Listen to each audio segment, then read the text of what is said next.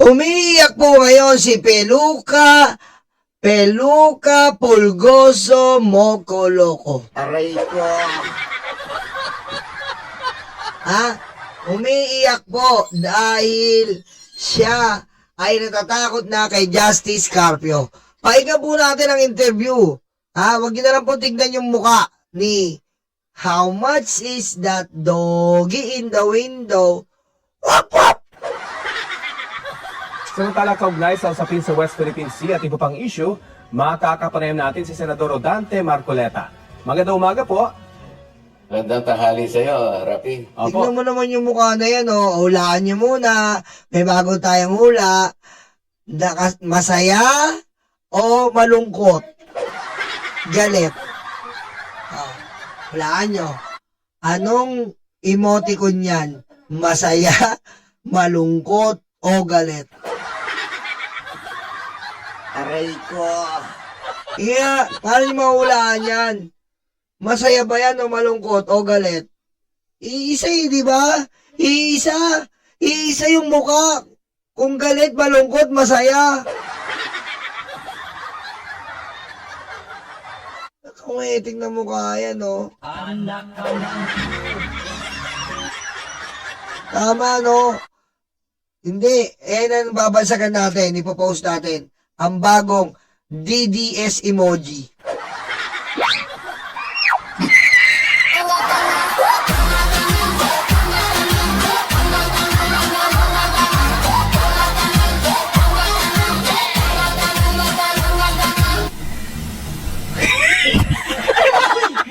Yan, bagong DDS emoji gagawa tayo. Sabi po sa amin kahapon ni former SC Associate Justice Antonio Carpio ay payag siyang makipagdebate sa inyo tungkol sa West Philippine Sea. At handa rin po ito ay host ng Philippine Bar Association itong debate. Kung papayag din kayo, payag ho ba kayo sa debate? Payag naman ako kahit kailan, Rapi, nasabi ko na ito, ngunit yung limitasyon na kanyang binabanggit, hindi yata nasabi kung tatanggalin yung mga limitations na kanyang nilagay. Bakit po gusto niyo walang limitation? Para naman magwagi ang buong mamamayang Pilipino kasi paano... Paano magwawagi ang buong mamamayang Pilipino? Paano magwawagi? Matagal na kami nagwagi sa arbitral ruling, uncles. Okay? Matagal na kami nagwagi, matagal na nagdiwang ang ating bansa. Kaso, may isang aso. May aso sa ilalim ng tulay. Ang aso ay injek sa ilalim ng tulay.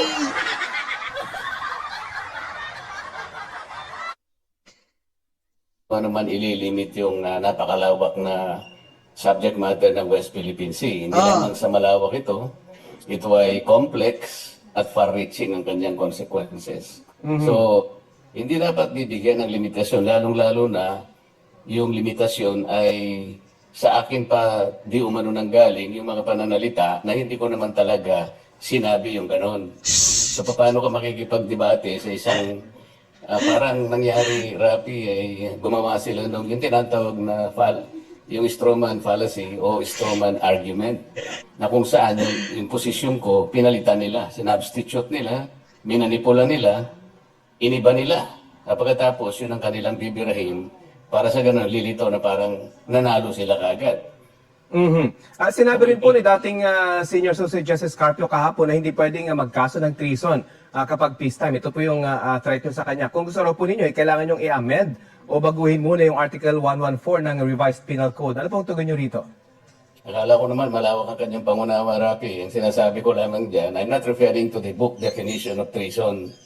I am referring to the generic sense of the word treason. Kasi ang sinasabi ko riyan, napakalawak na bahagi ng ating teritoryo ang kanyang ipinamigay sa pamagitan ng kanyang maling pagdedesisyon. Isipin mo, Rapi, mahigit 242,000 square miles ang nawala sa ating territory at halos kung square kilometers na naabot sa mahigit na 626 mahigit square kilometers. Kung ang ating land area, Rapi, land area natin is 300 square kilometers.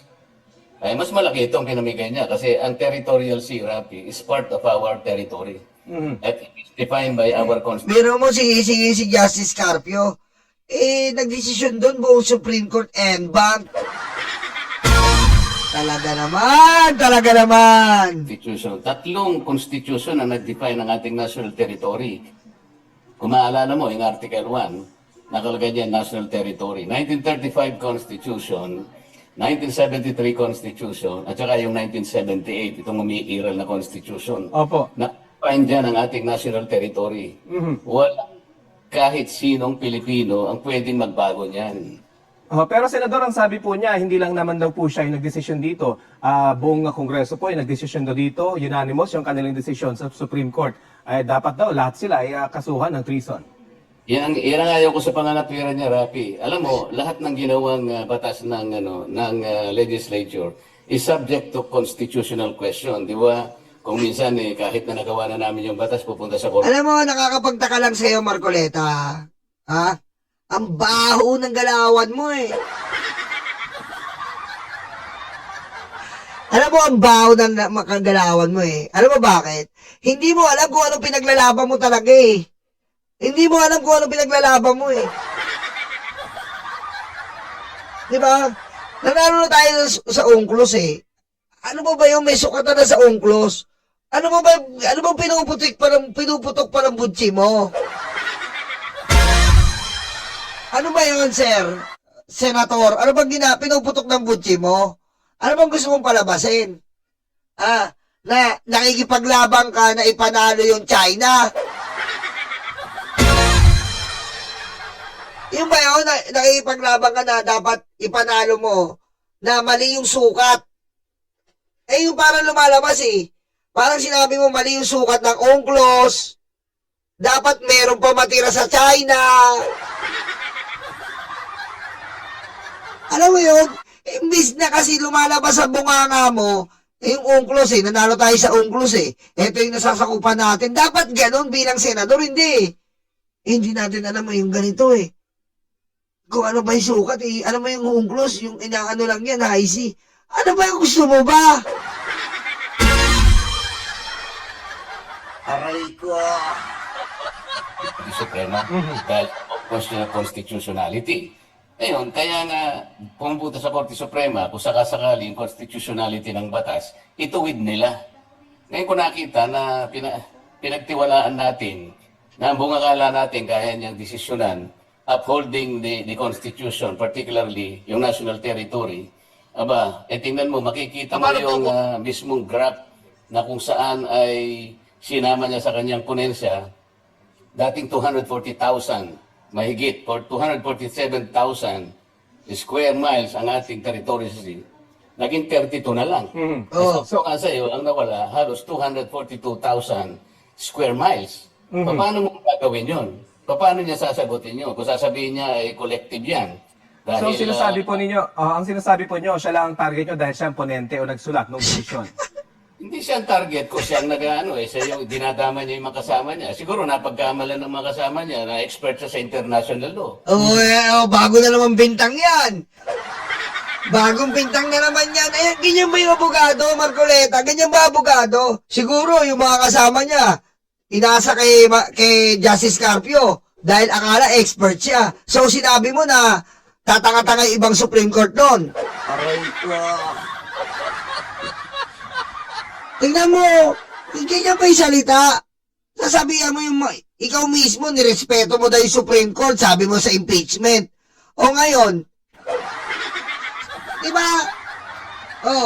Sabihin na naman natin, kung sasabihin niya yan, siguro si Leonen, nagtiwala na lang sa kanya yung mga ibang Supreme Court, kaya nanalo yung NBank ni impeachment eh. Pwede ba yon? Babalik na rin natin kasi sinabi niya, siguro nagtiwala na lang kay Carpio yung ibang tiga Supreme Court eh. O ngayon, balik na rin natin. Siguro nagtiwala na lang kay Leonen, yung ibang Supreme Court, kaya bumoto ng impeachment eh. Hindi mo pwede sabihin yan. Hindi mo pwede sabihin yan. Itatanong ko lang sa kanya Hindi ka ba naniniwala na inalisan mo ng mahigit 242,000 sa ponensya mo ang ating territory?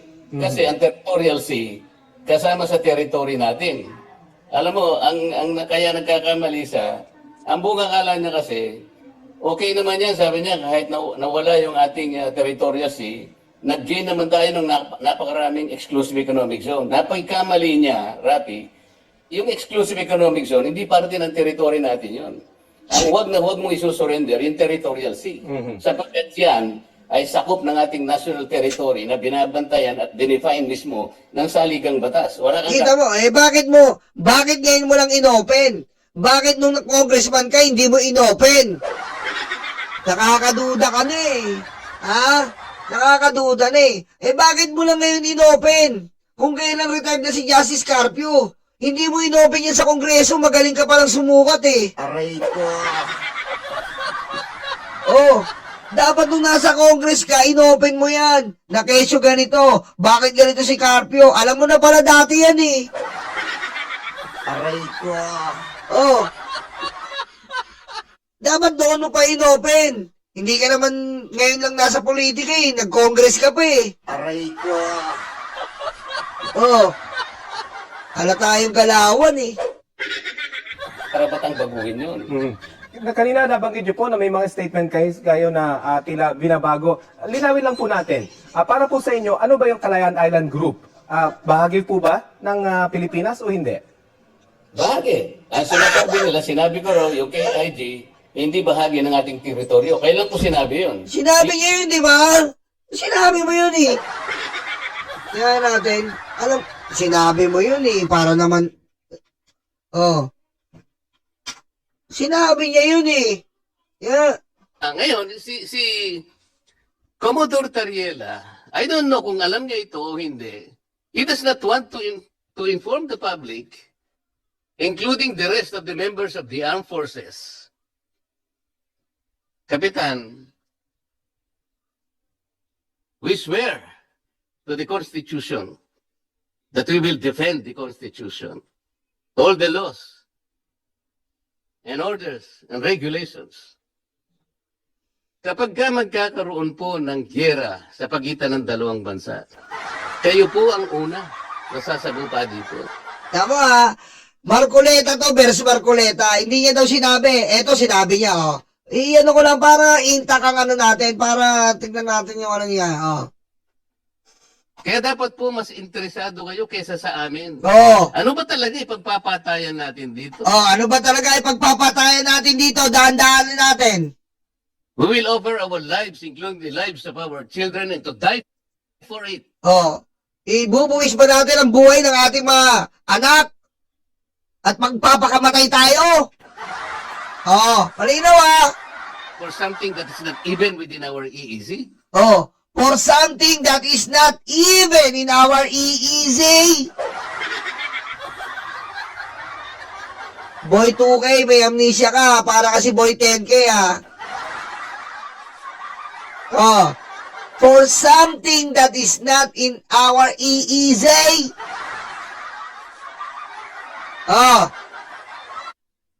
Ang gawin natin po para madali, i-give up Ang gawin natin po para madali. Dahan-dahan na yan. Isa pa. natin even within our EEZ. Ang gawin natin po para madali, i-give up natin yung KIG. I-give up natin yung KIG para madali. Sinungaling tong sinungaling yung aso. Aray ko. Then, mako-coordinate na natin lahat. Mako-coordinate natin lahat. But until and unless, nandun yung KIG, Kita mo? Until and unless, nandun daw yung KIG,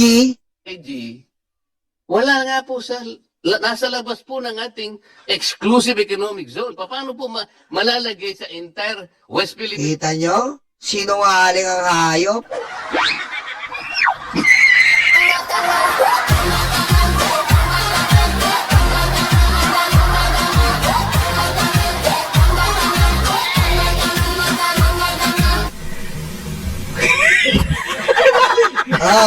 Ngayon, ito naman, Marcoleta kanina versus Marcoleta ngayon. O, tingnan nyo ha. Sinabi ko, Po ba ng Pilipinas o hindi? bakit? Ang sinasabi nila, sinabi ko raw, yung KIG, hindi bahagi ng ating teritoryo. Kailan ko sinabi yun? O, kailan niya raw sinabi yun, anak ng wedding naman talaga, Putik, sino ba sinungaling? Tayo ba? Aray ko.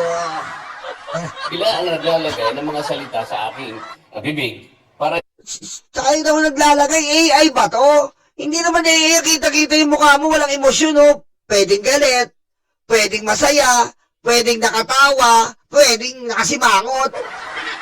Ikaw na ikaw yan, Marcoleta. Ikaw na ikaw yan nagsasabi, Tingnan mo yung tsura mo. Ayun yung itsura mo, Pare-parehas yung masaya at saka malungkot at galit. Pinagsama-sama. Aray ko. Oh. ang gawin natin po para madali, i-give up natin yung KIG. Ayan, sabi mo lang, tapos ngayon dito. Kaya yun nga yung strawman fallacy. Gagawa sila ng statement at isasabihin nila na yun ay nagmula sa akin. Ang pinag-uusapan lang naman doon, Rafi, kaya nabanggit yung KIG, yung territorial waters, yung maritime waters, entitlement ng KIG, hindi yung kalupaan. Nung sinabi kong i-give up mo yung KIG, kasi nga nakikita nila yung kahirapan, yung paghihirap at impossibility na ma-enclose mo yon at isasama mo dun sa kalaksan ng ating tinatawag na West Philippine Sea dahil ang dami mong lalabagin na mga artikulo ng UNCLOS. At pagkatapos ma-appropriate mo pa yung high seas. Established na yun. Established na matagal yung KIG. Ba't pinapakailaman mo kasi? Alam mo, Marcoleta, established na yun. Sabi ni Carpio, matagal nang established yun. Thomas Cloma, established na yun Matagal nang nakatarak doon Pilipino, bumuboto doon Pilipino, eskwelahan doon Pilipino, mga tao doon Pilipino, may mga baby doon Pilipino, may...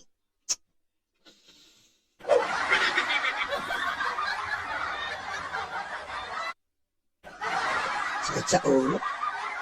Diba? Ano ba sabi?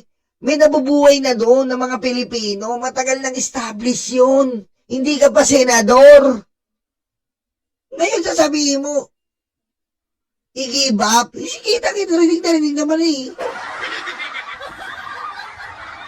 Anak na. Iminumustra ko dun sa kapitan na nakaharap sa amin dun sa CA para makita niya kung gaano ang paghihirap, kung paano gagawin. Tama, Apula kay Ben, Apula kay 1979, Rosalie. Circle, yung maritime entitlement, nung napakaraming features sa KIG, ganong sila is separated by the high seas. I wanted to strengthen that argument para ipaalam lang sa kanya, imposible yan. Maaaring makumpleto mo lang ang gawain mo kung i-give up mo yung KIG. I did not advocate that. It was I'm only trying to strengthen the argument na napakahirap kung hindi man imposible na i-enclose mo siya, isasama mo siya sa West Philippine Sea. Ito yung ayaw nilang puntahan. Okay. Ito yung ipilit nilang iligaw ang ating mga kababayan na para ba sinabi ko na hindi teritoryo ang KIG. Wala akong sinabing gano'n, Rafi. Pagdating po sa West Philippine Sea, sino po may karapatan dito? Pilipinas po ba? Ang kulit ng mga tanong mo, Rapi Tima! Ano ka ba, Rapi Tima? Ano ba itong tanong mo, Rapi Tima? Nangaasar ka kay Marcolete. Inaasar mo.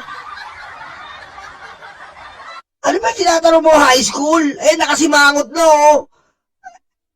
Ewan ko kung masaya yan Basta ganyan itsura niya Hindi ko alam kung masaya yan. Anong tanong yan, Rapi? Pagdating po sa West Philippine Sea, sa Pilipinas po ba? Rapi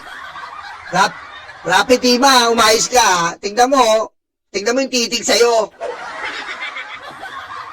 Hindi yun ang issue, Rafi. Sabi ko, itanongin muna natin. Kahit nasabihin mong atin ito, dito sila gumagawa ng strawman fallacy. Sinasabi ko lang, i-drawing natin ang hangganan ng West Philippine Sea sapagkat 14 years ago, minanduhan na, inorderan na sa magitan ng administrative order, presidential directive ito, Rafi, sinabi na sa NAMRIA, kasama yung DFA. Utik, magsusukat pa pala tayo. Susukatan natin yung West Philippine Sea. Ibig sabihin, kung susukatan gusto ni Marcoleta, i-drawing uli yung West Philippine Sea, paano nailaban sa UNCLOS yun? Isipin nyo po, paano na ipanalo sa UNCLOS yun? Ito pong tubig na to, tinuro lang sa mapa, ito po mula dito hanggang dito sa Pilipinas. Isipin nyo po, nasa UNCLOS ka. Siyempre may sinabi na dun sukat. Kaya nga arbitral ruling. May sukat yun siyempre, korte yun eh. Hindi naman mananalo yun kung hindi nila sinukat maigi yun. Usos naman oh. Alam mo, mahirap kasi ginagawa ng Marcoleta, ginagamit niya pang amoy. Pag sinabi ni Suna, wan chuan, wan ching chao chanya si. Good dog. Aray ko. I-drawing yung mapa ng Pilipinas Ito-drawing daw natin uli yung mapa ng Pilipinas. respecting the West Philippine Sea. Oh. I-deposit ninyo kanya sa UN Secretary General Oh. at notify all international organization. After 14 years, Rapi, nasaan? Sabi na harap-harapan, aminin ba nila nakapag-deposit sila? Alam mo yung ginawa nilang mapa na sinabit nila sa tribunal, Rapi, sana may pagkakataong ipakita sa'yo. Silang nag-drawing ng West Philippine Sea, silang hindi nagsama sa KIG. Meron ako mga mapa na sinabit nila, napakarami nito. Ba't mo nga sasama kasi yung KIG? Ba't gigil na gigil ba to sa KIG? Gigil na gigil talaga sa KIG, men. Aray ko. Gigil na gigil siya sa KIG. Senator, with all this debate, sa palagay niyo ba, hindi ito magpapahina sa posisyon ng Pilipinas tungkol sa South Chinese at West Philippine Sea? Yun, tama. Yan ang nagustuhan.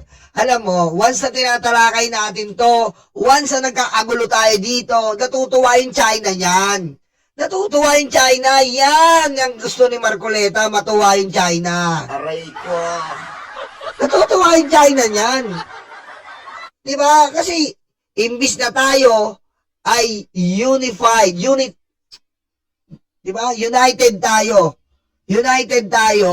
na lumalaban sa West Philippine Sea. Meron tayong mga senador na kukupal-kupal na senator.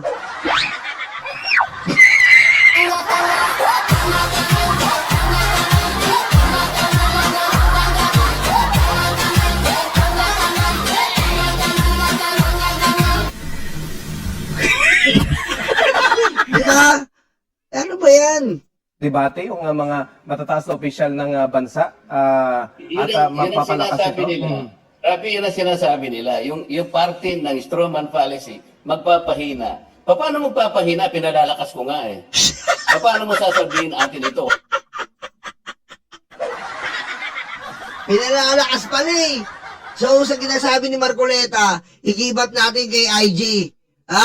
Pinalalakas ko yan eh. Pinalalakas ko. Ang dapat gawin natin, i-give up yan ng KIG. Bakit? Para lumakas tayo. Aray ko. Wala ka naman titulo. Halimbawa, yun Ma'am Lorna Matipo, anong gustong sakupin yung KIG? Gusto na sakupin yung Palawan. Anong KIG? Gusto na nilang sakupin yung Palawan. Hindi lang KIG. Kasama na yun, yung Palawan mismo. Ang gusto na nilang sakupin. Isipin mo, pag nagsiswimming tayo sa Coron, putik pag-ahon mo, di ba sinabi sa inyo, no? Pag-ahon mo,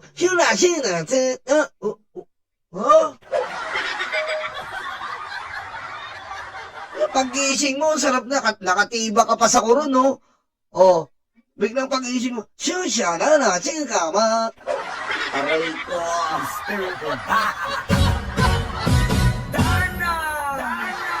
Sabi ko,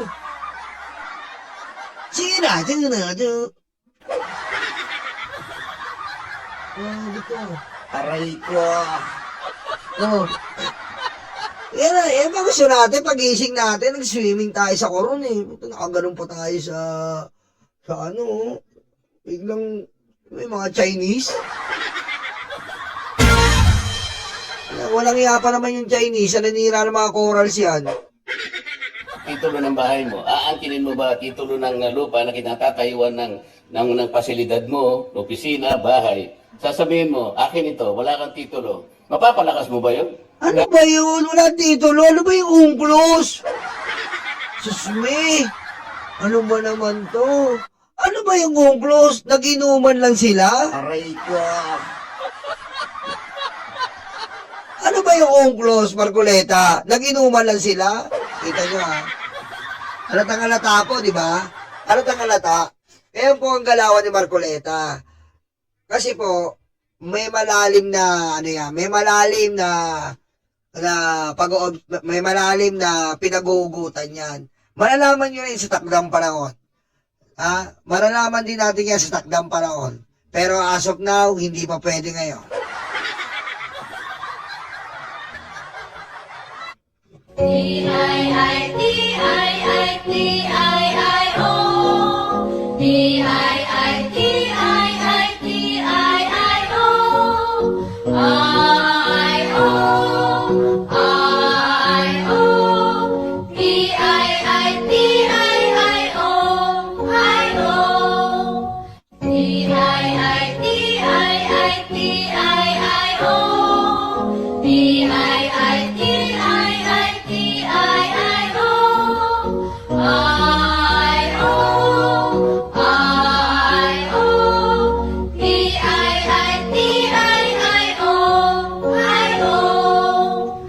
At imbis na nga po na talagang mag-sorry, magsasampa pa ng kaso sa ethics.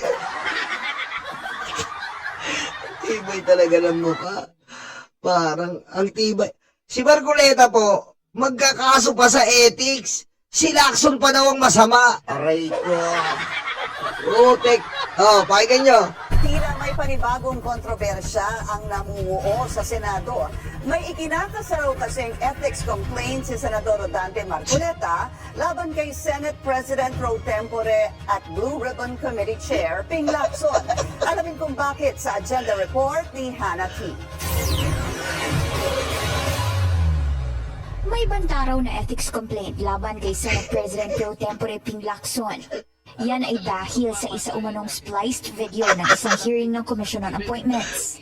Sa isang TV show, una nang inihayag ni Senator Rodante Marcoleta ang kanyang saloobin pagdating sa video umano ng kampo ni Lacson. Laman nito ang pag-iit ni Lacson na atin ang Kalayaan Island Group, matapos umanong sabihin ni Marcoleta na way beyond our exclusive economic zone ito. Yan ay habang kaharap ni Marcoleta ang isang senior officer sa hanay ng Philippine Navy sa pagdinig. Para kay Marcoleta, hindi raw sinunod ng video ang sequence ng exchange nila ng officer at tila Utik, biktima pa. Akalain niyo yun si Marcoleta, biktima pa ng fake news. Aray ko. Kita niyo naman ha, siya pa pala ang biktima ng fake news. Kawawa naman no. naging misleading daw ito. Umani ng samot-saring reaksyon ang naging pahayag ni Marcoleta at karamihan ay pinaalala sa kanyang may karapatan ng Pilipinas sa West Philippine Sea. Para kay Marcoleta, Ethics Committee raw ang bagsak ng kapwa niya mambabatas dahil ibang-iba raw ang naratibo sa tunay na nangyari sa CA hearing. Banat ng senador, may draft ethics complaint na raw siyang inaayos at anya, hindi raw ito maaaring palampasin. Nakarating agad ito kay Lacson. Pero tanong niya sa isang... Alak na wedding talaga o siya pa pala ang mali. Si Lacson pa ang mali. Sabi ni Lacson, reports have reached me that a fellow senator has threatened to file an ethics complaint against me for supposedly splicing a video taken during a CA confirmation hearing. Paano ba mag-splice ng video? I have no idea. Please teach me. Aray ko. Biro mo pinagbibintangan, ay Trixie Villa, mag-subscribe kayo dyan ha. Biro mo pinagbibintangan si Lacson, hindi nga marunong mag-edit. Marcoleta, wala nag-edit ng video mo. Sadyang sinabi mong taksil ka talaga. Aray ko. Anak ng weting, pa-victim siya, pa-victim, Rose. Sorry Sorry sa'yo, Marcoleta, kung na-open ka namin, Na-open ka yata namin nang gusto mong i-give up ang Kalayaan Group of Islands. Sorry! Sorry Ewan ko na lang kasi kitang-kita namin, hindi naman mapagkakailang mukha mo yun Hindi, kasi kakaiba yung mukha mo, unique. Unique yun sa Pilipinas Parehas yung itsura ng galit at masaya. Aray ko.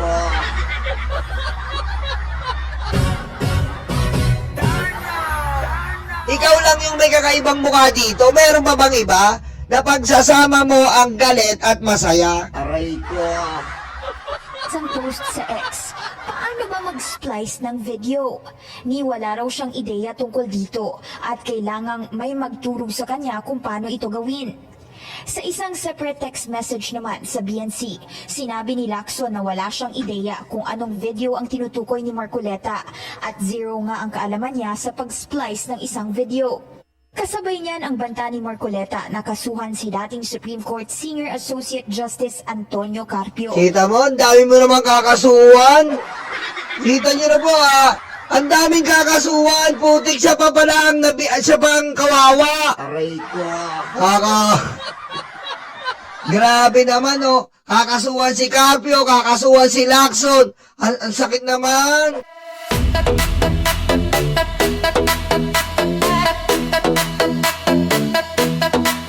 Takot na ang mga aso, dumarating ang mga kaso. Sila ay sinusundo na, dadalhin sa tatay nila. Aray waranto, takbo na bato, takbo na bato, takbo na bato. Aray waranto, bakit na bongo, bakit na bongo, bakit na bongo. Aray waranto, takbo na bato, takbo na bato, takbo na bato.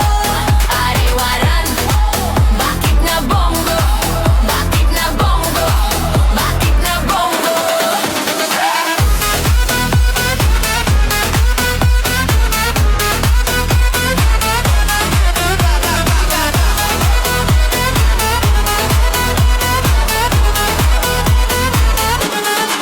Sabi ni Lord, huwag masama, pero sila ay uborlalala. Nalalapit na silang masira, ay nagkarma, ay nagkarma. Aray waranto, takbo na bato, takbo na bato, takbo na bato. Aray waranto, bakit na bongo, bakit na bango, bakit na bongo. Aray waranto, takbo na bato, takbo na bato, takbo na bato. Aray waranto, bakit na bongo, bakit na bongo, bakit na bongo.